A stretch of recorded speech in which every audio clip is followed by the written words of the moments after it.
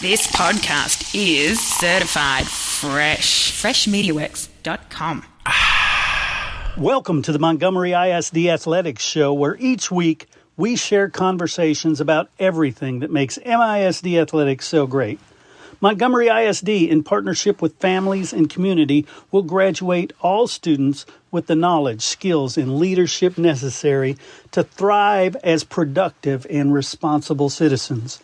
Athletics play a vital role in student success, promoting physical and mental well-being while developing essential life skills like teamwork, leadership, and resilience that benefit students far beyond high school.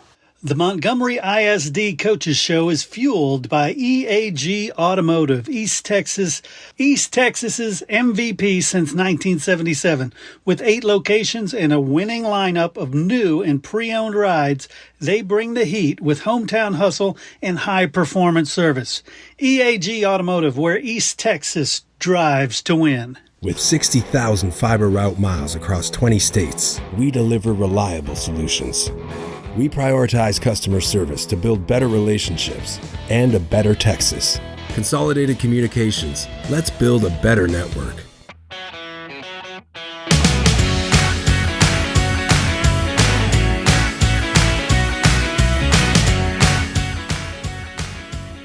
All right, everybody join me in welcoming Coach Chris Pease from Montgomery High School Swimming and Diving. How you doing, Coach? I'm doing great. How about yourself, sir? I'm doing awesome. And I know it's not swimming season right now, but before we get into explaining some more about swim, because, you know, being Texas, everybody knows about football, everybody knows about basketball, but not everybody follows swimming and diving. But I want to first jump into your background. You've got an extensive background involved in whether it's UIL swimming or USA Swim Club. Give us your background before you came here. All right. Before I came from Montgomery, this is my first year. I started out back in 1996 under Ron Raper, who just passed away this year. He was the head coach at A-Leaf Elsick High School. Nice. So I worked under him. Then I waited about 10 years, had my kids, and my wife's like, go ahead and get coaching. So then my first stop was at Caney Creek High School out in Conroe from 2008 to 2012. And then I traveled out to Cy Woods to build their program. And I was out there till 22, and then went on to Grand Oaks to open up UIL water polo, became an official sport in 22, and then built their program, and then headed here to Montgomery to continue building programs.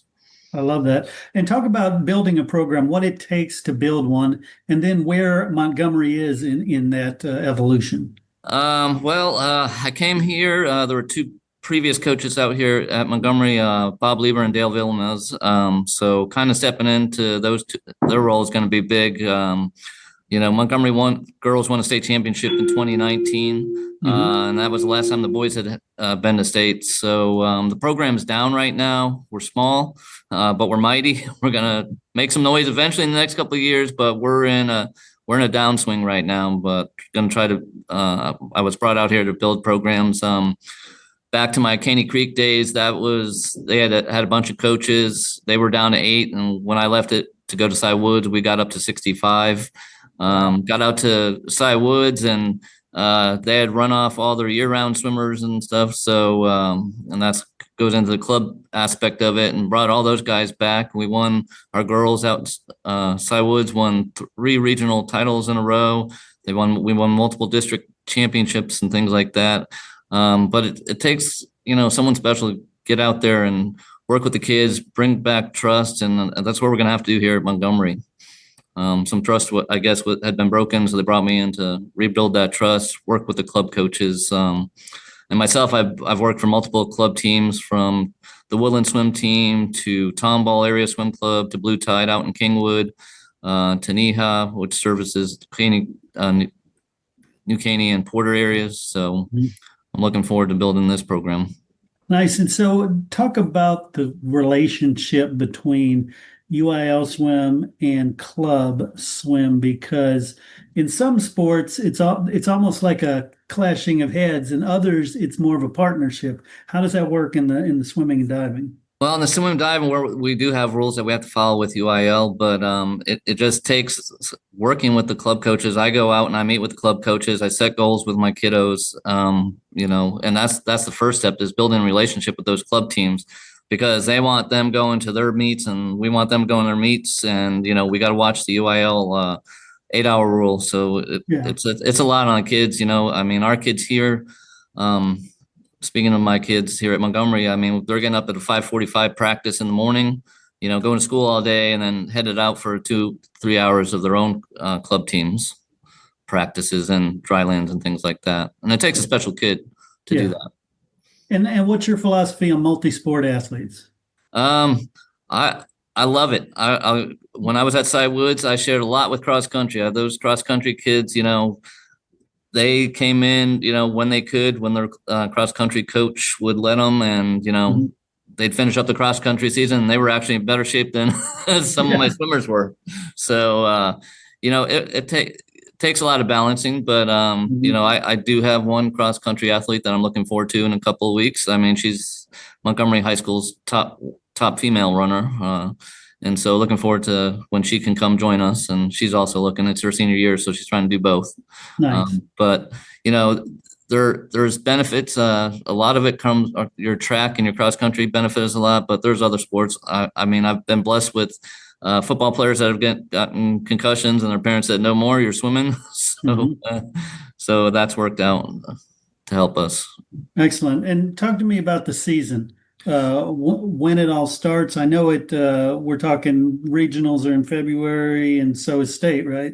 Yeah, so is state. Yeah, it's so swim. We're lucky; it's a year-round sport. We don't have that much rules to follow by, but I mean, I can be running practices during the summer, but I still got to watch that rule, the 8-hour rule. But my kids here at Montgomery started mid-July with non-mandatories, and then we'll run all the way up through end of February with state. I mean, from September to January, we'll have, a multitude of meets going to Tomball, to Spring Branch, out to Cy-Fair, to Conroe, just in the area so that we can meet up with what could potentially be our regional and district opponents.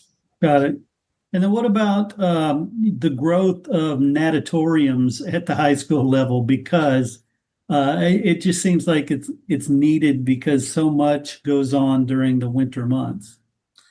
Well, luckily there's only 2 high schools out here in Montgomery, so it's not a problem. It'd be nice to have pools on campus, but they're expensive to run. You have to have a natatorium director.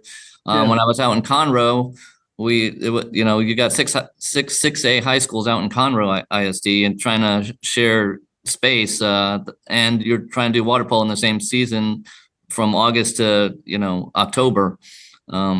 It's kind of hectic, and there are some school districts that they're blessed with having pools. I mean, Klein has their own pools. Out in Cy-Fair, they split it between the junior highs and the high school, so it's difficult. But I don't know if they're going to be ready for a 3rd high school out here, but it'll be interesting trying to share that one natatorium with 3 high schools. Yeah. So. And what percentage of your swim events, whether it's practices or meets or whatever, takes place indoors versus outdoors? Here in Montgomery, it's indoors. So our pool is located next to the football stadium, so we're blessed with an indoor pool. But out in Conroe ISD, they're having to shuffle the kids to YMCA pools, outdoor pools up at the Conroe Rec Center, even down into the Woodlands Township pools. I mean, because they've gotten so overcrowded in Conroe ISD. Nice. But a lot of school districts have their own natatoriums, but they're expensive. Yeah, they are. And what about your meets? Because when you're meeting with, you're going to another school's meet, do you have the opportunity to say, look, I only want to go to the ones who have natatoriums? Pretty much everybody has an natatorium that we're swimming against, so it's indoors. I can go back to Caney Creek. We did swim Huntsville High School a couple times outdoors, but that was my only high school meet experience that was outdoors. Nice, nice. Um, so talk about some of the athletes that you've had time to get in there and get to know some of them. What can we expect this season from the crew? Well, we've got 6 seniors. So that was kind of nice. They've had a rough couple of years with Lake Creek coaching them, and then they had Dale coaching them, and there was a mix of coaches. So they're on their fourth coach. So the seniors that stuck it out are doing pretty well. I'm looking forward to we got a couple of kids that I think that we got a shot to go to state. Joe Goulet, he's a senior. We're hoping for him in the 200 free, possibly 50 free. We haven't really sat down and discussed his events. He's talking about doing the 500 free. We got Ben Williamson, another senior boy. Hopefully we'll get him out in the 50 free. And then we got sophomore Caitlin Fulmer coming back to us, and hopefully she will blossom and as a sophomore and get out in her 200 free and 500 frees is what her goal is. And yeah, and how many total swimmers do you have? Currently we have 14 swimmers. We got 8 girls and 6 boys. Got it. And what's the plan for growing that? You mentioned it in past schools, you've been able to grow that. How do you do that? Well, right now we're going to build trust with the kids. We've done a lot of communication. We're going to do a lot of team building events. We're going to need to get out to the junior highs. And then my plan is to meet with those kids at swim club, meeting with their club coaches, and then going to visit them at the club meets and, seeing how they're doing at their meets as well as they're doing with us. So. Got it. And you mentioned that it's kind of a year-round thing.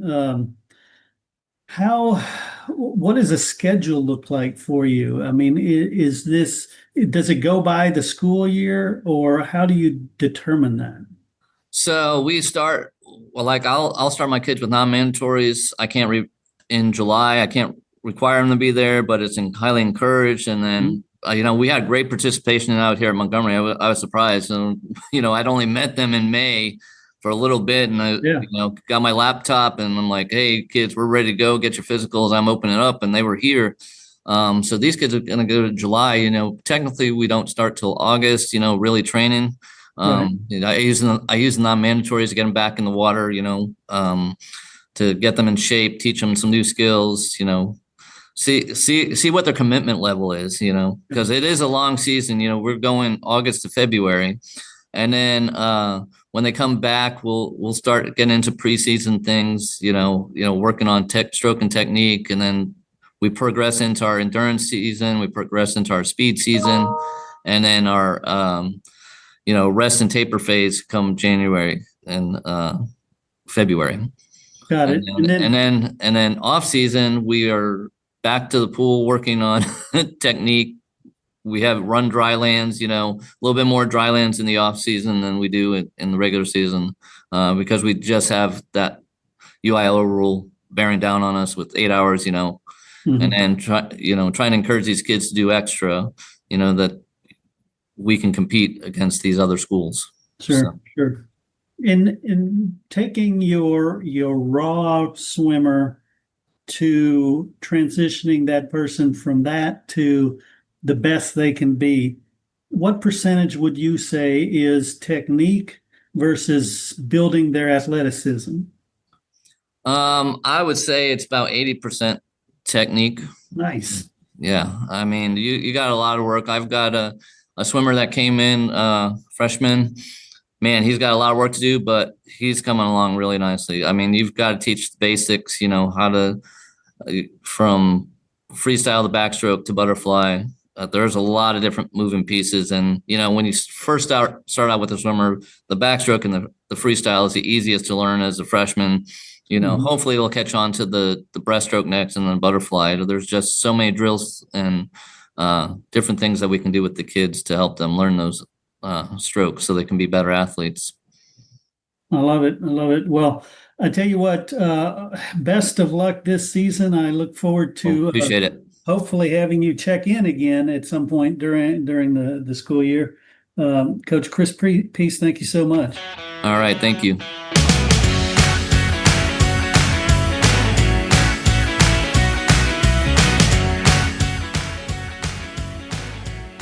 Hey Coach, Lone Star Gridiron has been the leader in Coaches Show podcasts for 20 years, and now you can get your own Coaches Show podcast each week during the season as a fundraiser for your booster club. Yes, booster clubs all over are using these podcasts to help their sports programs. You get to share the stories of your program and your kids to a huge audience and make money. We started with just football, but this year have expanded to make them available for all sports. Call 713-269-4620 to find out the details and get your Coaches Show started.